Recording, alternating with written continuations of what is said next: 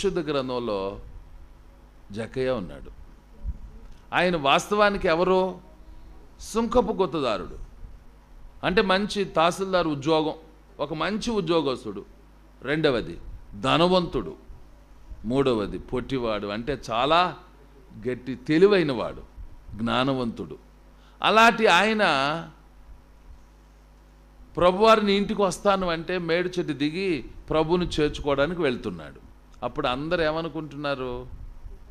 పాపి అయిన మనిషి దగ్గరికి వెళ్తున్నాడు, పాపి అయిన మనుషుని యొద్ద బస చేయ వెళ్ళినని చాలా సనుక్కున్నారు. అది మామూలుగా కాదు, చాలా సనిగారు. కానీ ప్రభువారు ఆయన వెంటబడి బయలుదేరి వెళ్ళారు.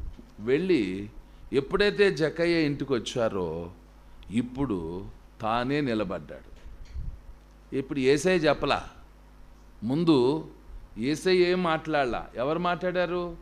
జక్కయ్య నిలబడి అంటాడు, అయ్యా నేను ఎవరి యొద్ద అన్యాయంగా తీసుకున్నాను, 1కి 4 అంతలు ఇచ్చేస్తానయ్యా, నా ఆస్తిలో సగం పేదలకు ఇస్తానయ్యా. ఇప్పుడు తనలో పశ్చాత్తాపాన్ని, తనలో ఉన్న మార్పును, తనలో ఉన్న అవిధేయతను తానే ఒప్పుకుంటున్నాడు. అందుకే అతిక్రమంలో దాచిపెట్టువాడు వరిద్రుడు, వాటిని ఒప్పుకొని విడిచిపెట్టువాడు కనికరం పొందును. జక్కయ్య తనంతట తను, యేసు ప్రభు ఏమయ్యా నువ్వు పాపివయ్యా అన్నాడా? అక్కడ ఏం చెప్పలేదండి, ఏం చెప్పలా. కానీ ప్రభు ఆయన వెంట వచ్చాడు అంతే. నీ ఇంటికి వస్తానయ్యా అన్నాడు. రా ప్రభువా, నా ఇల్లు యోగ్యమైంది కాదనుకోని రా ప్రభువా అన్నాడు. ప్రభువుని తీసుకొని వచ్చాడు. ఇప్పుడు ప్రభు ఇంట్లోకి రావాలి అంటే గుమ్మం ముందు నిలబడి సరి చేసుకుంటున్నాడు. ఎవరితో సరి చేసుకుంటున్నాడు?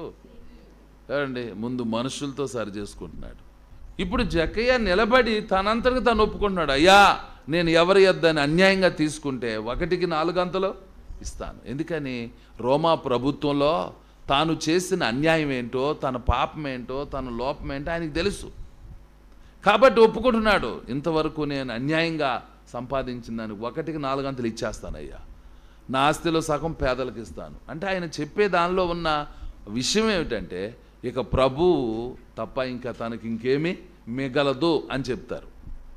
ఇక ఉన్న దేవదాస్తిలో తనకు ప్రభు తప్ప ఇంకేమి మిగలదంట. అయినా సరే పర్వాలేదు, నాకెవరుంటే చాలు, ప్రభు ఉంటే చాలు అని నిర్ణయం చేసుకున్నాడు, ఒప్పేసుకున్నాడు. అప్పుడు ప్రభు మాట్లాడాడు, ఏమని? ఇతడు అబ్రహాము కుమారుడు, ఏలయనగా ఈ ఇంటికి రక్షణ వచ్చింది, నేను వచ్చిందే ఈయన కోసం. ఆమేన్. పట్టిన ప్రజలందరూ ప్రభుతోనే ఉన్నారు, కానీ వాళ్ళందరిలో నిజమైన మార్పు ఎవరికి వచ్చిందంటే పాపి అని ముద్ర వేయబడిన ఆయన జీవితం మార్పు చెందింది. ఆమేన్. మన జీవితంలో కూడా ఇది కలిగి ఉండాలి. దయగలిగిన తండ్రి, ప్రేమ కలిగిన మా ప్రభువా, మీ అపారమైన ప్రేమకు వందనాలయ్యా, వందనాలయ్యా. ఎప్పుడో మట్టికి మన్నవలసిన మమ్మలను ప్రేమించి మాకు ఈ అవకాశం ఇచ్చావు. ఈ సమయంలో ఇలాగా అయ్యా దిద్దుకునే అవకాశం, సరిచేసుకునే అవకాశం, మీ మాటకు లోబడే అవకాశం మీరు మాకు ఇచ్చినందుకు వందనాలు, వందనాలు, వందనాలు. అయ్యా నీ వాక్యానికి లోబడుతున్నానయ్యా, నేను భయపడుతున్నానయ్యా, నన్ను క్షమించయ్యా.